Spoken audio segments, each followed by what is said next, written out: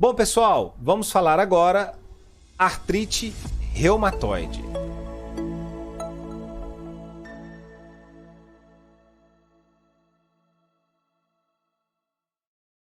Quando nós falamos em artrite reumatoide, é uma enfermidade inflamatória crônica, de origem desconhecida, poliarticular, simétrico e periférico. Importantíssimo. E isso é clínica. Por isso, no final, no último slide aí que a gente vai finalizar essa aula, nós vamos falar, então, como é feito o diagnóstico? O diagnóstico, pessoal, é clínico. A confirmação, é claro que você tem que buscar ali fator reumatoide, anti-CPP, imagens do raio-x que pode te falar alguma coisa, mas o diagnóstico é clínico. Predomina em mulheres, 3:1, mais comum entre 25 e 55 anos. Aqui estão os critérios da classificação da artrite reumatoide. Eles são baseados na quantidade de articulação, se baseia, melhor falando, na quantidade de articulações, na serologia, que é o fator reumatoide e o anti-CPP. Segundo a reatividade, a gente vai ver que existem critérios para a reativação. E a duração dos sintomas, importantíssimo. Quando eu apresento, quando está para mim uma paciente que está com dores articulares, essas dores articulares distais, mas que está aí com 3 semanas, a gente pode pensar, será que é uma artrite reumatoide? Mas a artrite reumatoide, ela está presente maior ou igual a 6 semanas. Dentro dos fatores predisponentes de causa desconhecida, é o principal, genética, citomegalovírus, Epstein-Barr, o herpes, e aumenta aí com o cigarro. Dentro das manifestações clínicas, é uma rigidez matinal, que dura mais de 1 hora e desaparece com atividade física. É aquela rigidez que aparece na pessoa pela manhã ou depois de um longo período de descanso, mas que depois que começa a atividade melhora. As primeiras articulações afetadas são as metacarpofalanges e as interfalanges proximais. Não se esqueça, respeita as interfalanges distais. Se a gente encontra uma pessoa que está com a clínica de suspeita de artrite reumatoide, mas tem acometimento das interfalanges distais, não é artrite reumatoide. Dentro das manifestações mais avançadas, aí, deformidade em coelho de cisne, essa deformidade em botoneiro e essa deformidade em linha Z, é claro que são situações bem mais avançadas. Pode cursar também com uma disfonia, tá bom, pessoal? Aqui está um esquema das manifestações extraarticulares pela artrite reumatoide. A gente vai apresentar as principais aí.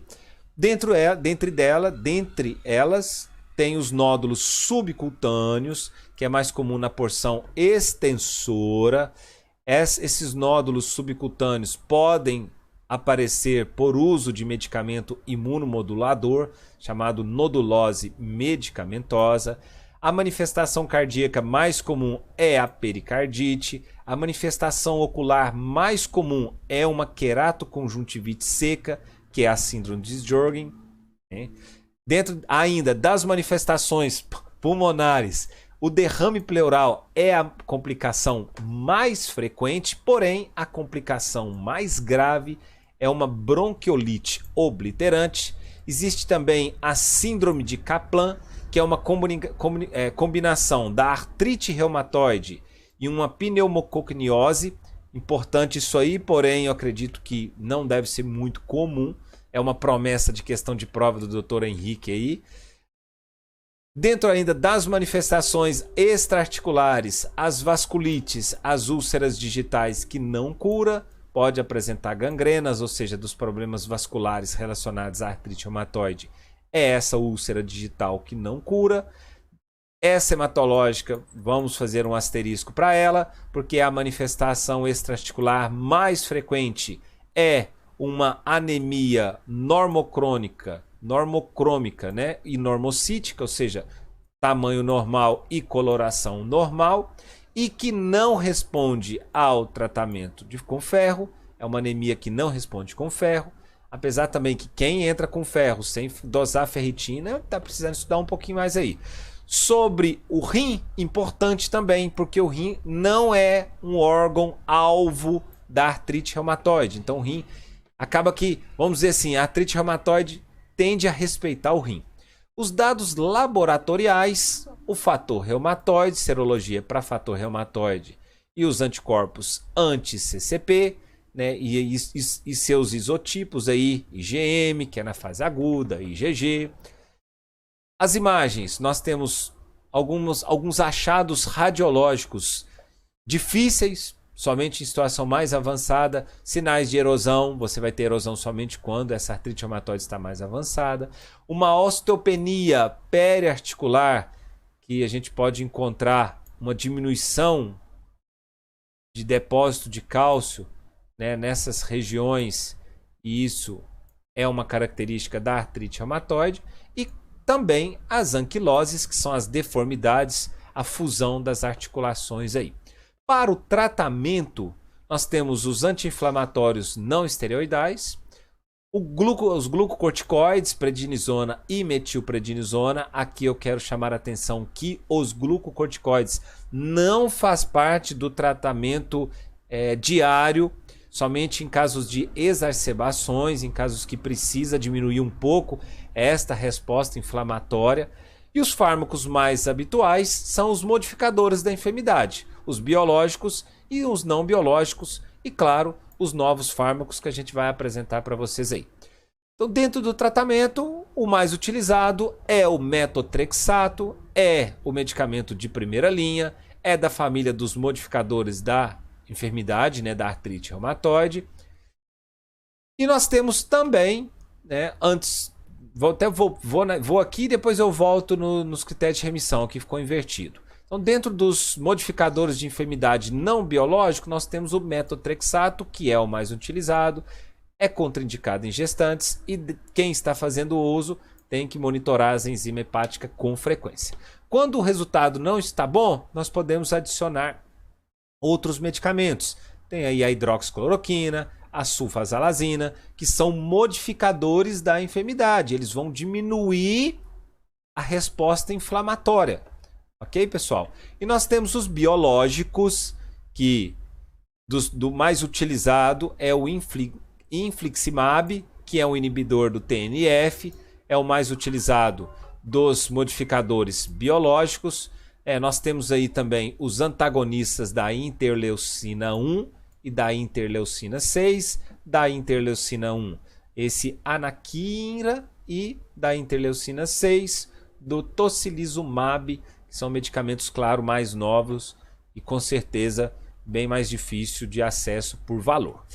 Existe essa classificação americana, né, uma classificação da Escola Americana de Reumatologia, para me falar, ó, esse paciente encontra-se em remissão e aí a gente vai tratar com metotrexato, tranquilo.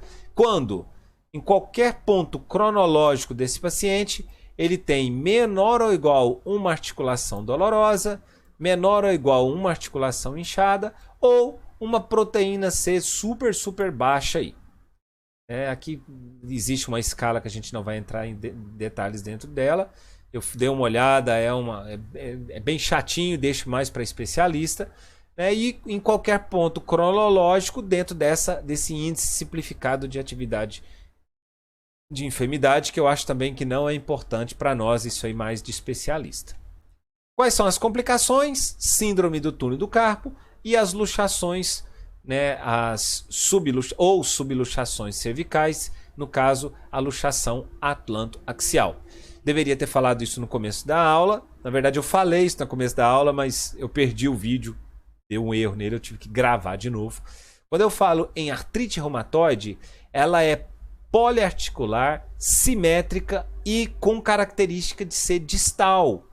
Então, o eixo axial não tende a sofrer pela artrite reumatoide, exceto a articulação atlanto-axial, que é uma articulação sinovial, e as articulações sinoviais sofrem com a ação da artrite reumatoide. Então, essa pessoa com acometimento dessa articulação atlanto-axial. Ela pode, assim como as outras articulações, desenvolver, né, erosões e comprimir a inervação, e o paciente pode chegar no pronto-socorro reclamando de parestesia de membros, de extremidades de membros superiores, tá? Deveria ter corrigido isso aqui, esqueci. Não são membros inferiores, são membros superiores. E em situações mais graves, quando essa compressão dessa articulação atlanto-axial é grave, pode ter complicações respiratórias e cardíacas aí. Então, finalizando, como faz o diagnóstico? O diagnóstico é clínico. Para me confirmar, eu posso solicitar laboratório, deve solicitar laboratório, fator reumatoide, anti-CPP, PCR, VHS, imagem, raio-x, buscando as erosões, né, buscando as fusões das articulações. Mas o diagnóstico é clínico, é aquela pessoa que chega com dores articulares, poliarticular, simétrica, rigidez matutina, que respeita as falanges distais. Isso aí tem toda a cara, né, de uma artrite reumatoide. Beleza, pessoal? Então valeu, é isso. Até a próxima.